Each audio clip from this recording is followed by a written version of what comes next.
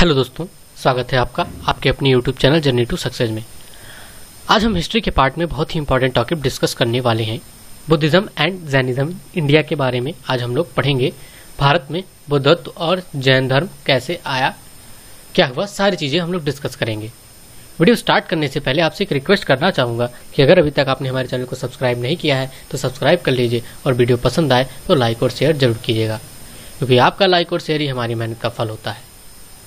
तो अब हम लोग वीडियो को स्टार्ट करते हैं। सबसे पहले थोड़ा सा रिलीजियस रिफॉर्म्स यानी कि धार्मिक आंदोलन के बारे में जान लेते हैं। ऐसा माना जाता है कि जैसा कि हम लोगों ने पढ़ रखा है, इंडस वैली सिविलाइजेशन और आपका वैदिक सिविलाइजेशन, इन सभी में क्या हुआ कि कई सारे वर्ग के लोग आए। गैंगेटिक प्लेन्स में कई सारे वर्ग के लोग रहे और ये माना जाता है कि लगभग 62 रिलीजन्स के लोग उस समय उस पीरियड में एग्जिस्ट करते थे। और जो मोस्टली जो बेस्ड होते थे, मतलब जिन किस पर आधारित होते थे, तो जो क्षेत्रीय वहाँ के रीति रिवाज होते थे, जो रीजनल कस्टम्स और रिचुअल होते थे, वहाँ पे वो लोग बेस होते थे धर्म। लेकिन जो आपके दो डोमिनेटिंग धर्म थे, दो डोमिनेटिंग रिलीजन्स थे जो आगे आए, वो थे जैनिज्म और बुद्धिज्म, और इन्हीं के बारे में हमको डिस्कस करना है। काजेस क्या थे कि जो ब्राह्मण्स होते थे उस समय के, वो क्या करते थे, सोचते थे कि मुझे हाईएस्ट स्टेटस जो है, सबसे उच्च स्थान दिया जाए सोसाइटी में। वो जो है कई सारी चीज़ का डिमांड करते थे, जैसे उनसे कभी कर ना लिया जाए यानी कि टैक्स ना लिया जाए, उन्हें जो है पनिशमेंट ना दिया जाए, कभी सजा नहीं दी जाए, और जो भी सारे गिफ्ट्स वगैरह थे वो सारे उन्हीं को मिले।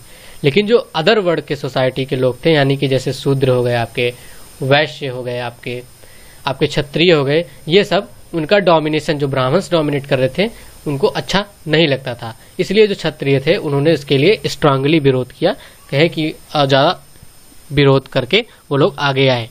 और जो आपकी जो जैनिज्म और बुद्धिज्म दोनों जो रिलीजन है, आपके धर्म हैं, वो जो है उनके जो आपके हम बोले कि एस्टेब्लिशर यानी संस्थापक जो थे, वो जो है क्षत्रिय क्लैन के यानी कि क्षत्रिय वंश के ही लोग थे। तो अब हम शुरू करते हैं बुद्धिज्म के बारे में।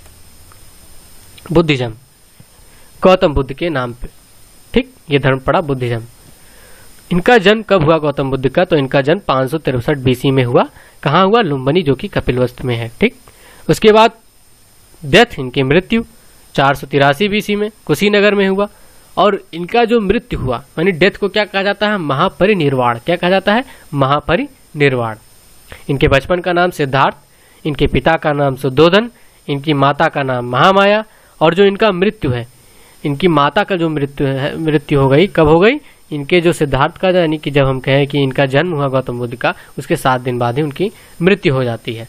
तो उनका लालन पालन उनकी स्टेप मदर करती हैं, उनकी दूसरी माँ करती हैं, जिनका नाम रहता है प्रजापति गौतमी। इनकी पत्नी का नाम 16 साल की उम्र में इनका विवाह हो जाता है इनके साथ, और ये अपने वैवाहिक जीवन का आनंद 13 साल तक लेते हैं। इनके एक पुत्र रहता है, उसका नाम रहता है राहुल।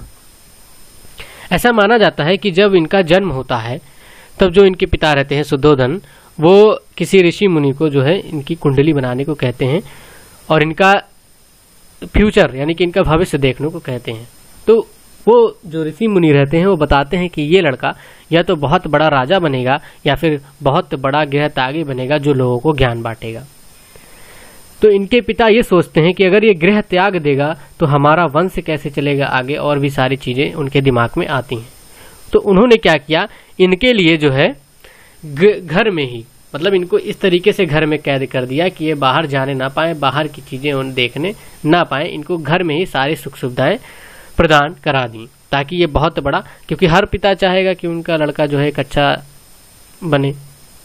तो उन्होंने सोचा कि हमारा लड़का एक बहुत बड़ा विशाल देश का राजा बने, ये अच्छा रहेगा हमारे लिए। तो उन्होंने इसलिए उनको जो है घर में बंद कर दिया। लेकिन होने को टाल कौन सकता है, जो भाग्य में लिखा है वो तो होना ही था। एक दिन क्या हुआ, इन्हें बाहर घूमने का मन हुआ। तो इन्होंने क्या किया, अपने जो इनके सारथी, इनकी चैरियॉटर जो थे, उसका नाम चन्ना रहता है, उनको बुलाया और कहा, और उनके घोड़े का नाम रहता है कंथक। कहा कंथक को लेकर के आओ, मुझे घूमने चलना है। और ये घूमने जाते हैं तो इन्हें 4 दृश्य दिखाई देता है। और ये 4 दृश्य क्या रहते हैं? पहला दृश्य इन्हें ये दिखाई देता है कि एक बूढ़ा आदमी, क्या दिखाई देता है? बूढ़ा आदमी। तो ये पूछते हैं चन्ना ये क्या है? तो चन्ना कहता है ये तो जीवन का सत्य है, हर एक व्यक्ति को इस स्थान पर आना रहता है, मतलब ये समय गुजारना रहता है। सिक मैन एक बीमार आदमी को देखते हैं तो पूछते हैं चन्ना ये क्या है, तो चन्ना कहता है ये तो जीवन की सच्चाई है, हर कोई बीमार होता है। डेड बॉडी को देखते हैं तो तब भी ये पूछते हैं, क्योंकि इन्होंने आज तक कोई भी चीज़ें नहीं देखी, तो ये सारी चीज़ें देखते हैं ना, तो मन में एक जिज्ञासा सी उठती है कि ये सारी चीज़ें हैं क्या। डेड बॉडी को यानी मृत शरीर को जब ये देखते हैं तो पूछते हैं चन्ना ये क्या, चन्ना कहता है ये भी जीवन की सच्चाई है और हर व्यक्ति जो धरती पार आया है उसे एक ना एक दिन मरना है, यानी मृत्यु उसकी होनी है। फिर थोड़ा और आगे बढ़ते हैं, फिर इन्हें एक साधु दिखाई देता है, मॉन्क दिखाई देता है। फिर पूछते हैं चन्ना ये क्या है, तो चन्ना कहता है कि ये व्यक्ति अपना घर बार, अपनी मोह माया सब कुछ त्याग करके जो है ये बाहर चला आया है। तो ये इतनी सारी चीज देखते हैं और इनको जो है चन्ना बताता है ये भी सच्चाई, ये भी सच्चाई। तो अब इनको क्या होता है कि ये 4 दृश्य देख करके सत्य की खोज में अपना घर छोड़ देते हैं, और जो घर छोड़ते हैं उसको क्या कहा जाता है, महाभिनिष्क्रमण। क्या कहा जाता है, महाभिनिष्क्रमण। और 29 साल की उम्र में ये अपना घर छोड़ते हैं।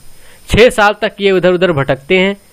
पहली बार इन्होंने किसके साथ ध्यान किया, तो अलारा कलामा के साथ, और दूसरी बार रुद्र का रामपुत्ता के साथ। फिर उसके बाद जब इन्हें सच्चाई का पता नहीं लगता है तब ये क्या करते हैं कि खुद अकेले ये सोचते हैं कि अब मुझे अकेले ही जो है कुछ ना कुछ करना होगा। तो ये अकेले एक वट वृक्ष यानी कि पीपल का पेड़ रहता है निरंजन रिवर के किनारे, निरंजन नदी के किनारे, वहां पे ये जो है ध्यान लगाना शुरू कर देते हैं। फिर इन्हें 49 दिन बाद, जिस दिन से ये शुरू करते हैं उसके 49 दिन बाद इन्हें ज्ञान की प्राप्ति हो जाती है, यानी इन्हें बोधत्व हो जाता है, यहाँ हम कहें संबोधि हो जाता है। और वो क्या रहता है, वैशाख पूर्णिमा रहता है, और जिस पेड़ के नीचे इन्हें ज्ञान प्राप्त होता है, यानी कि जिस पीपल के पेड़ के नीचे इन्हें ज्ञान प्राप्त होता है उसे बोधि वृक्ष कहते हैं। इनका पहला उपदेश, तो इन्होंने अपना पहला उपदेश जिसे धम्मचक्र प्रवर्तन कहा जाता है उसे सारनाथ में इन्होंने दिया, जो कि वाराणसी के पास पड़ता है उत्तर प्रदेश में। दूसरा इन्होंने अभी आगे बात करेंगे, तो इन्होंने जो मैक्सिमम सरमन दिया, अपना मैक्सिमम उपदेश दिया वो श्रावस्ती में दिया। और सारनाथ में इन्होंने एक संघ इस्टेब्लिश किया, एक संघ स्थापित किया। और जो इनकी पहली महिला शिष्या, पहली लेडी प्यूपिल जी थी, वो इनकी खुद की मदर यानी कि इनकी माता प्रजापति गौतमी थी। 4 नोबल ट्रुथ इन्होंने बताए, 4 श्रेष्ठ सच्चाइयां बताई। क्या बताई कि जो ये संसार है, जो ये वर्ल्ड है, वो फुल ऑफ सॉरो यानी कि दुखों से, कष्टों से भरा हुआ है। और जो सारे दुख और दर्द का कारण है, काज है, वो क्या है, डिजायर यानी कि इच्छा। उन्होंने बताया अगर आप अपने दुख और दर्द पर खत्म करना चाहते हो दुख और दर्द को, तो अपनी इच्छाओं पर नियंत्रण रखो।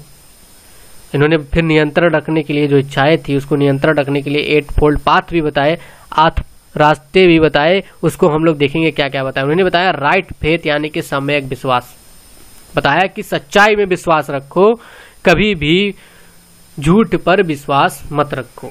राइट थॉट यानी कि सम्यक विचार, अपने दिमाग को कभी भी बुरे चीज को सोचने में मत लगाओ, हमेशा अच्छाइयां ही सोचो। राइट एक्शन सम्यक कार्य, हमेशा दूसरों के भलाई के लिए कार्य करो। राइट लाइवलीहुड सम्यक जीविका, अपने जीवन का आदर करो, अनादर ना करो।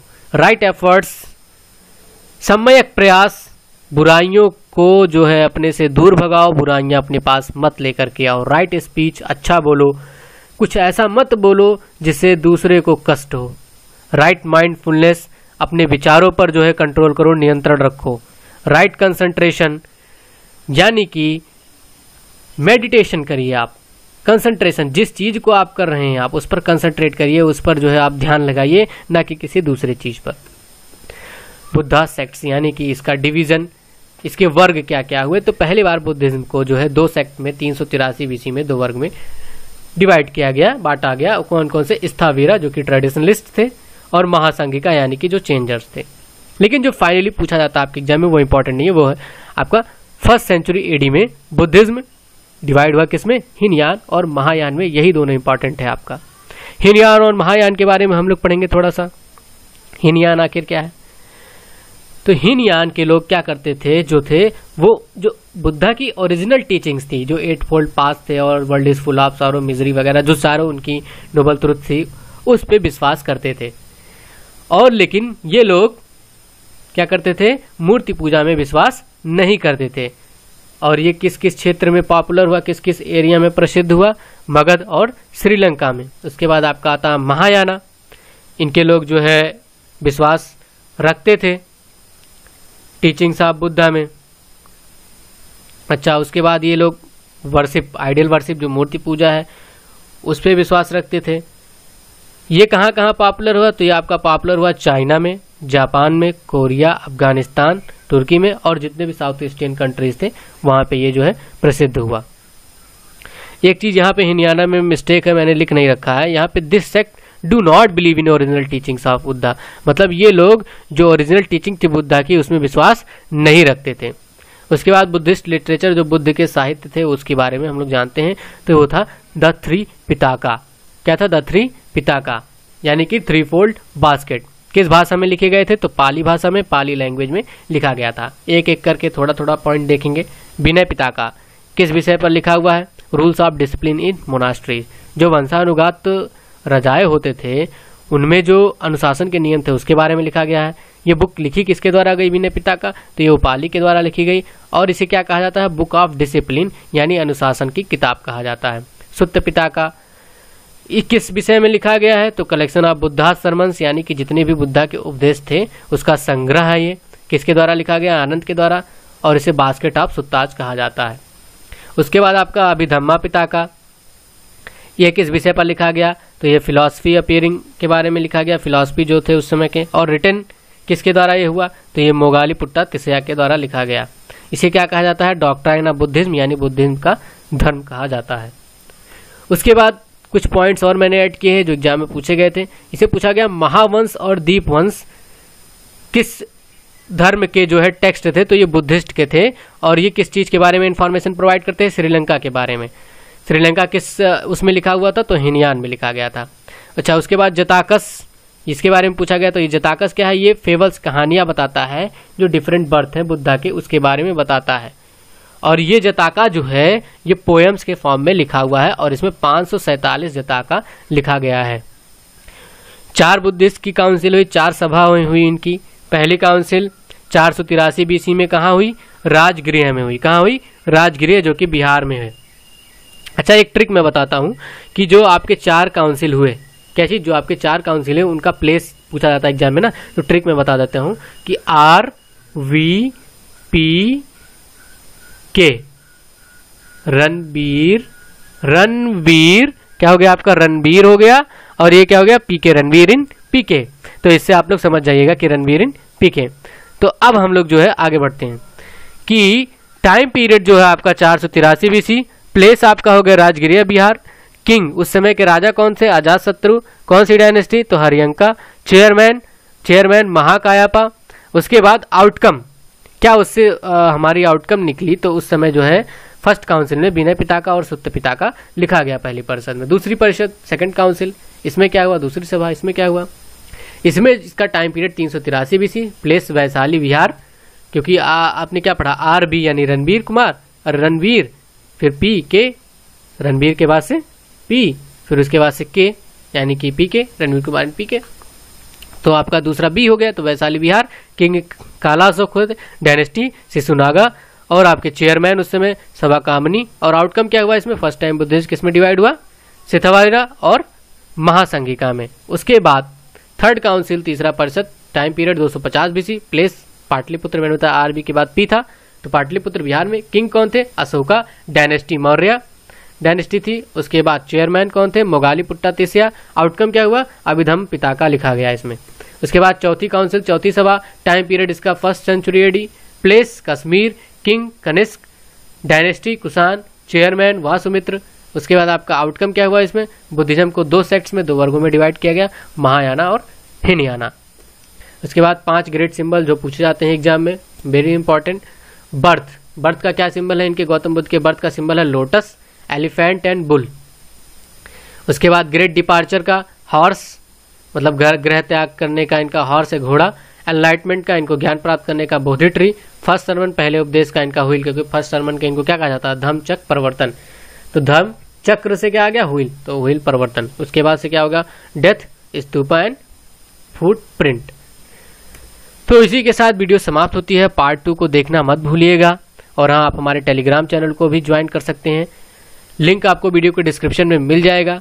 और वीडियो पसंद आया हो तो लाइक और शेयर जरूर कीजिएगा। और हाँ, चैनल को भी सब्सक्राइब कर लीजिएगा। धन्यवाद।